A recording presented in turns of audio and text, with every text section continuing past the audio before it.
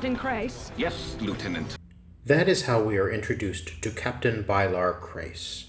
He is presented to us with all the hallmarks of a classic villain. He is stern, gruff, dark of features and attitude, hot-headed and pig-headed. He doesn't care about casualties, he doesn't care about regulations, he cares about his honor, his dominance, and revenge. Crais, at first, appears as a simple man fulfilling a simple function in the Farscape plots as the violent threat that drives the action. But as I've mentioned in other videos, part of the genius of Farscape is that it demolishes the stereotypes of science fiction. Like Farscape's other characters, Crais is introduced to us as a stereotype. But Crais diverges from the stereotype and evolves into a deep and complex character. He is not a cartoon villain. If not for Scorpius, Crais would be the most amazing villain in science fiction. By the 8th episode of Farscape, the original series, we had seen the stereotypes demolished in Aaron, Dargo, and Rigel. In the episode That Old Black Magic, we see a new side of Zan, and more surprisingly, we see the first cracks in the stereotype of Crais. We are shown this scene from Crais' childhood, a scene that explains so much about him. Let me spread some light on Crais' hostility.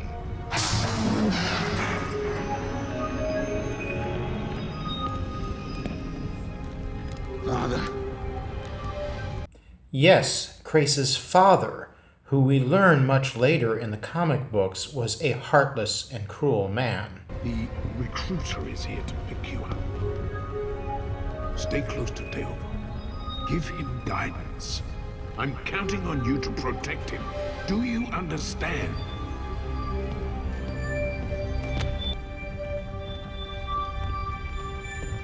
And Crichton realizes what we should realize, which is also later verified in the comics, that Crais was never voluntarily a peacekeeper.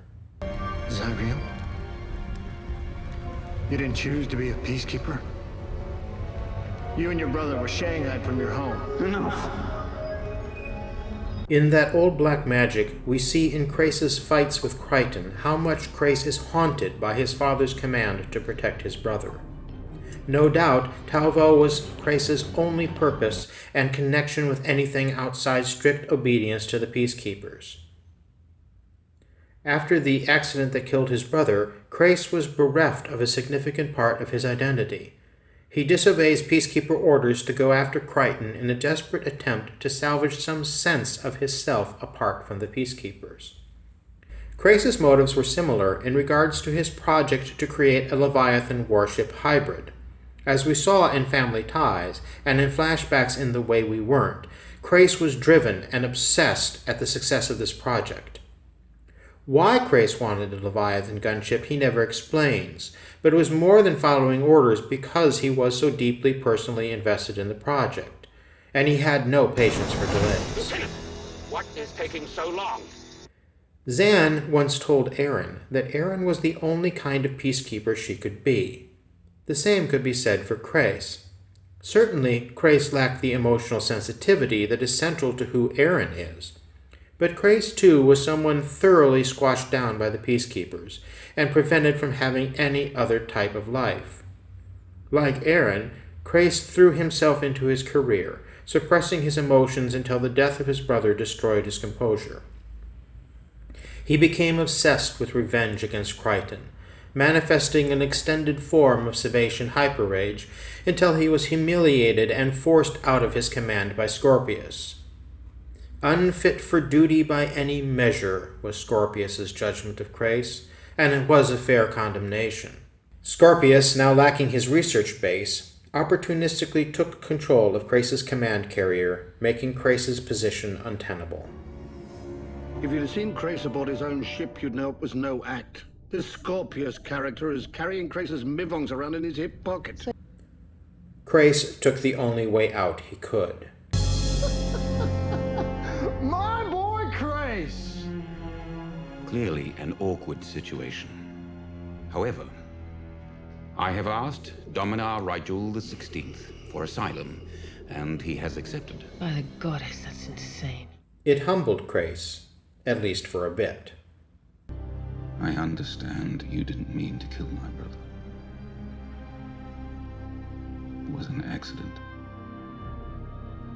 I realize that now, as I look back and try to understand it all. I thought it was about my brother. It should have been about my brother. Somewhere along the way, my priorities decayed. I realized I'd become more concerned with my own image and career. Then he saw against all odds his dream had come true. A Leviathan warship hybrid existed, and what's more, it gave him a chance to escape. We never learned for sure, but it was possible that part of his obsession with retrieving Moya was that he knew all along that Moya was the Leviathan who was the subject of his experiment. Regardless, Crais' unification with Talyn was a major turning point for him. A crowning glory for whom? Maybe Crais won't mistreat him. He could have killed me, you know. He could have killed all of us, and he didn't. Yeah. Maybe just needed to save the energy for Starburst. Or maybe he's changed. Yes, Crais did change. It is on board Talyn that Crais finds something of himself.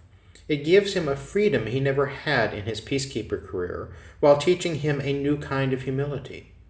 He was able to experience power differently than during his time with the peacekeepers. Outside of their authoritarian and supremacist ideology, he was able to experience how with great power comes great moral responsibility. He becomes a Ronin, a lone, highly trained and powerful warrior without a master.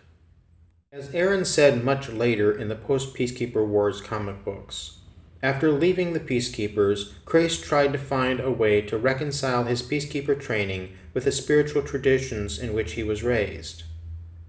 We also learn in the comics how Crais, when he learned that Velric shared the same spiritual tradition, released him unharmed. That Crais had a foundation in a tradition of spiritual pacifism prior to being taken by force into the Peacekeepers helps explain his internal conflict that he was finally able to begin to deal with once he escaped with Talyn. Interestingly, though Crais had every reason and opportunity to distance himself from Moya and her inhabitants, he does not. Crais effectively joins the team partially because he understands Talyn's bond with his mother, and Crais finds the Diagnosian who heals Moya. But Crais also stays partially because Aaron begs him to help. You can have anything you want, anything. Aaron Sulam, are you offering me so? Take what you want, and I won't stop you.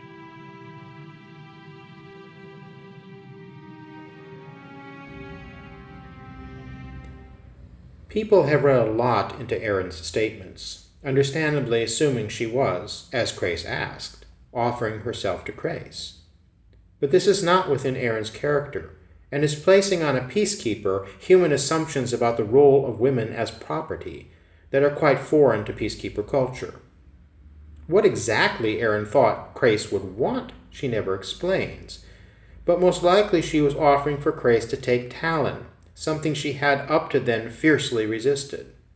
Crais had no interest in Aaron, but he did want Talyn. Crais mourns Aaron's death alongside the others. He is still a Ronin, but one with a connection, however tenuous. His motives are still unclear, perhaps even to him, but he has turned from enemy to ally to the family of Moya.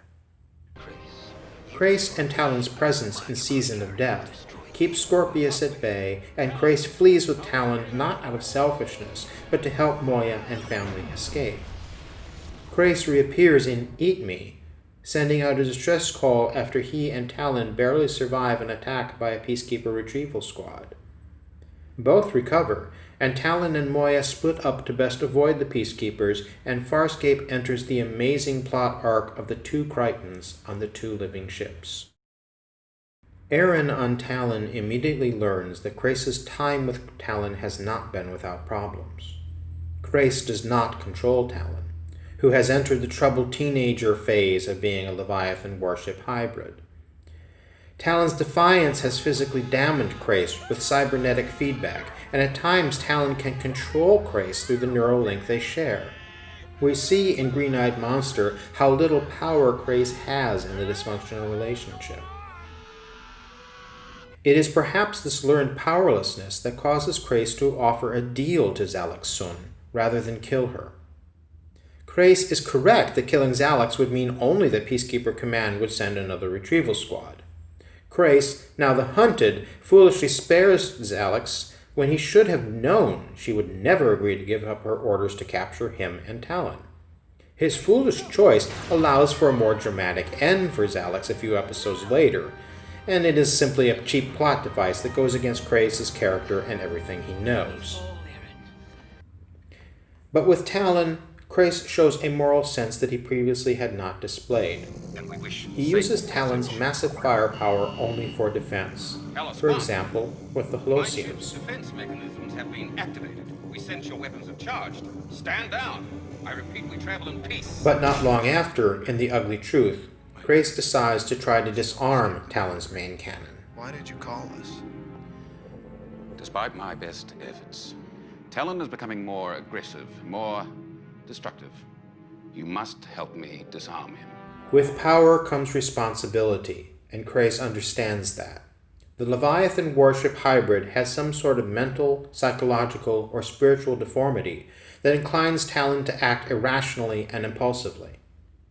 Talyn is impetuous, like a disturbed child, which he is. We see it in Green-Eyed Monster when he strangely tries to alienate and then space Crichton.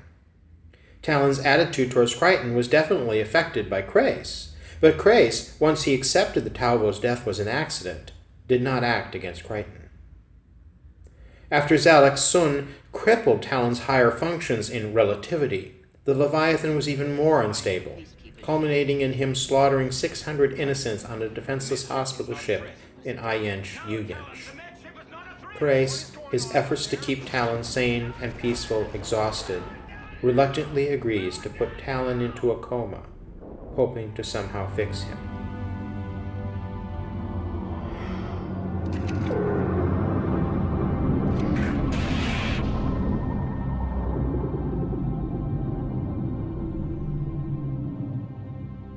By that time, Crais had already agreed to help Crichton in the go-for-broke plan to stop Scorpius' wormhole project, and hoped part of the plan could be to heal Talyn.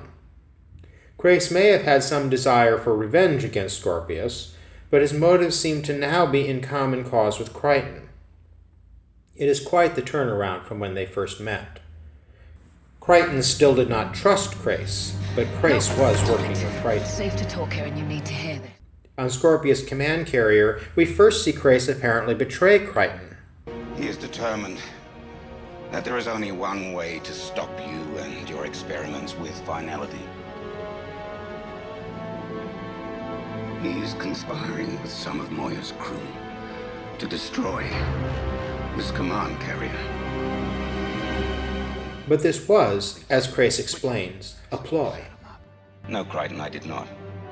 I needed the distraction so that Scorpius would believe that the plot against him had failed.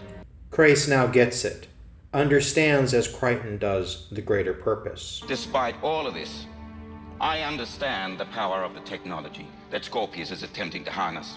I understand the horror that will wash over this galaxy if anyone wields this weapon. And last of all, I now know that I am the only individual capable of stopping it. Crais makes the ultimate sacrifice for Crichton's plan to stop Scorpius. Where do we meet up with you and Talyn? You don't. Starburst's in a confined space where the energy can't dissipate. It'll be the hero's death that Talyn deserves. Crais gets in a final and wholly entitled dig at Scorpius. Scorpius. I am just making my final goodbyes. I am standing in your heart, and I am about to squeeze. You are the most repellent of creatures, Scorpius. You were born into peacekeepers. You were conscripted against your will. You chose to be one. You took away my command. You stole my life from me! Well, this time, Scorpius, I am not leaving quietly. And then Captain Crais issues his final command. Talyn.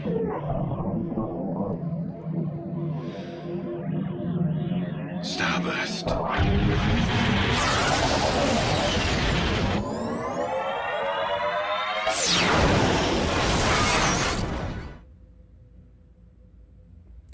Crais says it is a hero's death that Talyn deserves, but probably it is Crais who deserves it more. Over the course of 3 cycles after meeting Crichton, Crais transforms himself and redeemed himself. He journeyed from villain to hero, and Crais' trajectory as a character is a huge reason why Farscape is such an original science fiction series.